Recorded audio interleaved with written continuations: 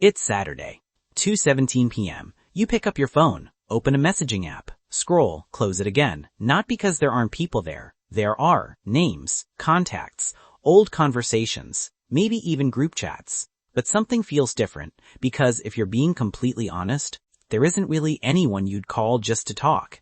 Anyone you'd trust with the thing that's actually bothering you. Anyone who would immediately know something was wrong without you having to explain it. And that's a painful realization, especially when it feels like everyone else has their people, their group, their circle, their weekend plans, their endless stream of messages and invitations. Meanwhile, you spend more and more time alone. And if you've lived like this for a while, you've probably asked yourself a difficult question. Is something wrong with me? Because that's where the mind usually goes. Not toward explanation, toward self-blame, toward comparison, toward the uncomfortable feeling that somehow everyone else figured out something you didn't. And before we go any further, I'm curious, what's harder for you? Being alone or feeling lonely around people? Because for many people, those turn out to be completely different experiences. And here's the part that psychology finds interesting. Having no real friends is not always evidence that you failed socially. Sometimes, it's evidence that you've stopped accepting relationships that weren't real in the first place. And that distinction changes everything. Because what most people call friendship often isn't friendship at all. It's proximity, convenience, habit, history.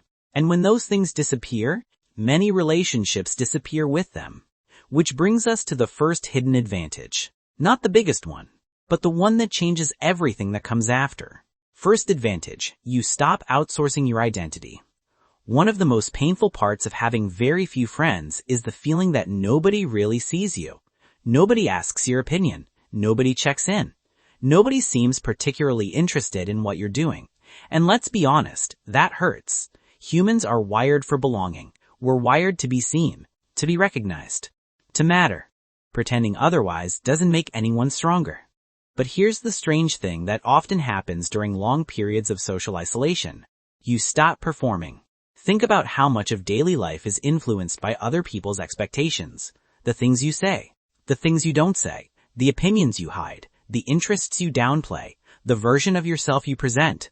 Most people spend years unconsciously adjusting themselves to fit the people around them.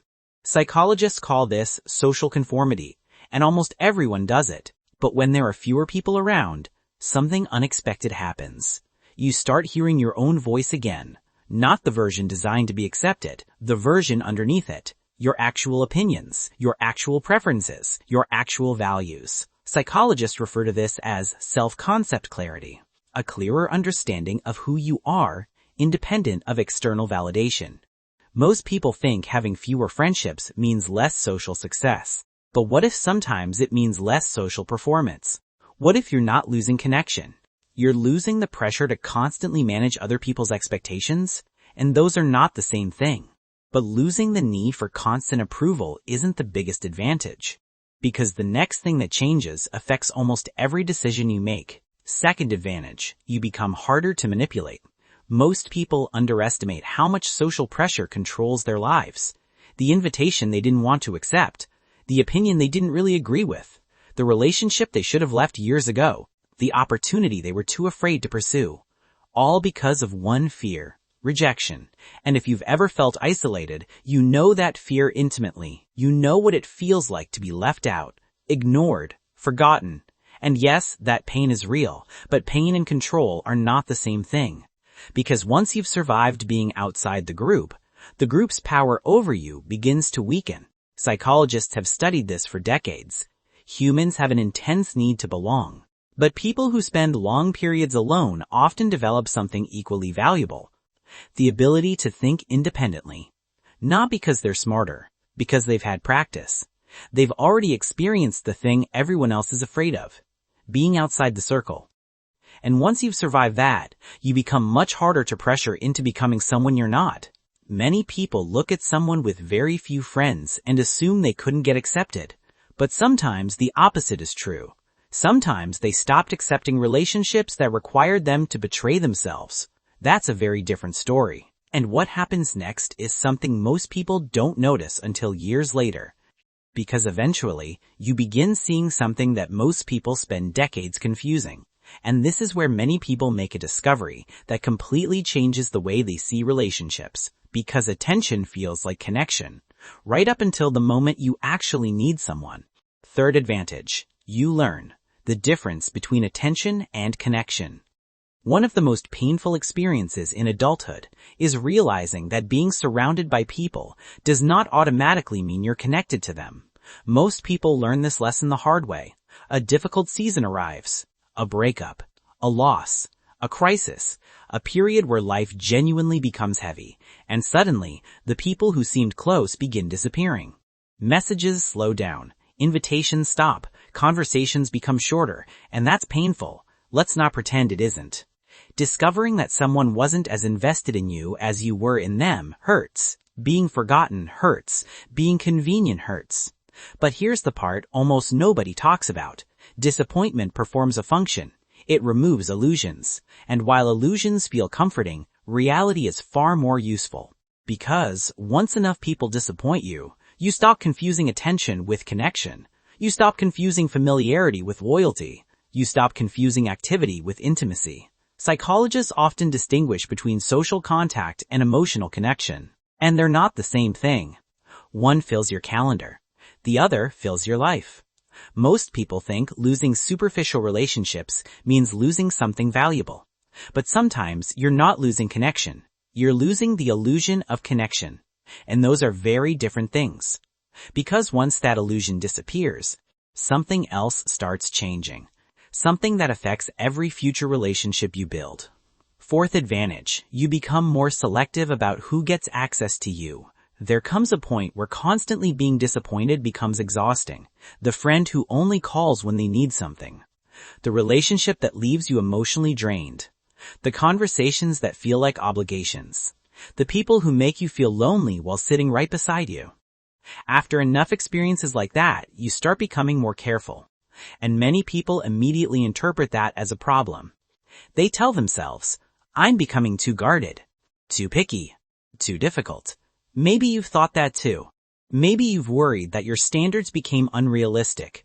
But here's what psychology suggests. People who experience repeated disappointment often become more selective for a reason.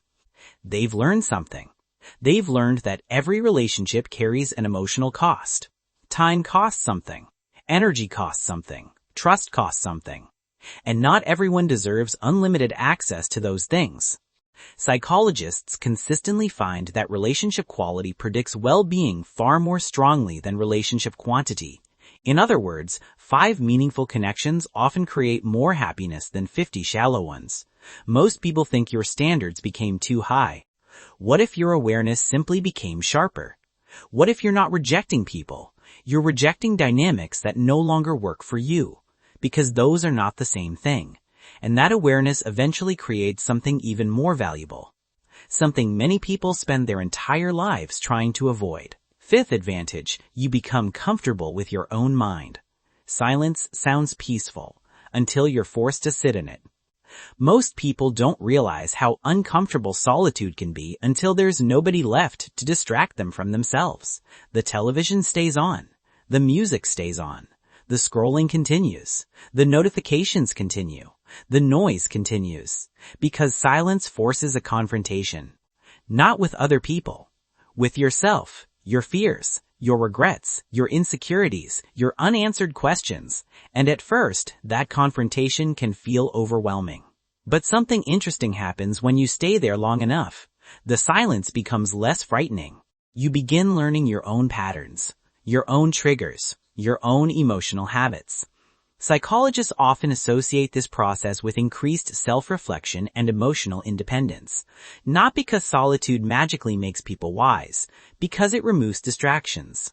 Many people assume that spending time alone makes you emotionally weaker. Psychology often finds the opposite. People who become comfortable in solitude are often less dependent on constant reassurance from others, not because they don't value connection, because their entire emotional world no longer collapses when connection isn't available. That's a powerful shift.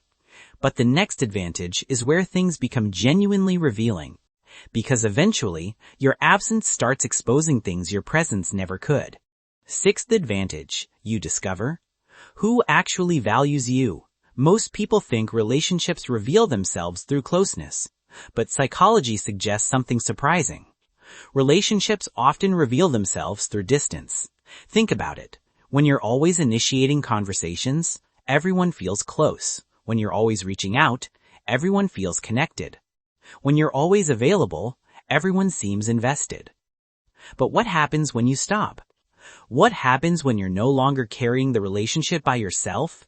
Something fascinating begins to happen. Certain people disappear, others remain. And yes, that realization can hurt, sometimes deeply, because nobody enjoys discovering that a relationship was more one-sided than they thought.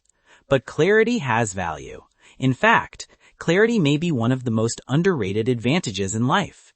Because not everyone who enjoys your presence values your presence. Not everyone who talks to you is invested in you. And not everyone who calls themselves your friend is willing to act like one. Sometimes, distance reveals what proximity hides, and once you see that, you can't really unsee it, which brings us to the biggest advantage of all. The one most people don't understand until much later. Seventh advantage, you stop settling for shallow connection. This might be the hidden advantage nobody talks about. Because once you've spent enough time without real friendships, something changes permanently. You stop being impressed by surface-level relationships. You stop envying every friend group you see online. You stop assuming that proximity automatically means intimacy. Because you've experienced what emotional loneliness actually feels like. And once you felt that, you become much less willing to tolerate relationships that create the same feeling, even if those relationships look normal from the outside. The strange thing is, many people spend years trying to find better friends, only to discover that wasn't the real challenge. The real challenge was becoming someone who no longer accepts shallow connection, someone who no longer mistakes attention for care, history for loyalty, familiarity for trust. Most people look at someone with no real friends and see lack. Psychology sometimes sees something else, a transition, a period between what no longer fits and what genuinely belongs. Now let's be clear. This video is not arguing that loneliness is good. It isn't. Human beings need connection. That's not weakness. That's biology. The pain of genuine loneliness is real, and pretending otherwise helps nobody. But what psychology repeatedly shows is that being surrounded by the wrong people isn't the cure for loneliness. Sometimes it's the cause of it. Because there is a unique kind of loneliness that comes from feeling unseen by people who are supposed to know you. And for many people, that loneliness is far heavier than physical solitude. So if you currently find yourself in a season where you have very few real friends, don't rush to interpret that as failure. Don't automatically assume something is wrong with you. Ask a different question. What if this period is teaching you something? What if it's helping you separate attention from connection, convenience from loyalty, noise from meaning? Because sometimes the hidden advantage isn't having no friends. The hidden advantage is finally learning what a real friendship actually looks like. And once you learn that, you become far less willing to accept anything less. And I'm curious, what has spending time alone taught you about people or about yourself? Because some of the most interesting answers often come from people who've spent enough time in solitude to hear their own thoughts clearly. And if there's one thing worth remembering, it's this. Being alone and being lonely are not the same thing. One describes who's around you. The other describes how connected you feel. And understanding that difference might change the way you see this chapter of your life entirely. Because sometimes the people who appear to be alone are simply waiting for something real.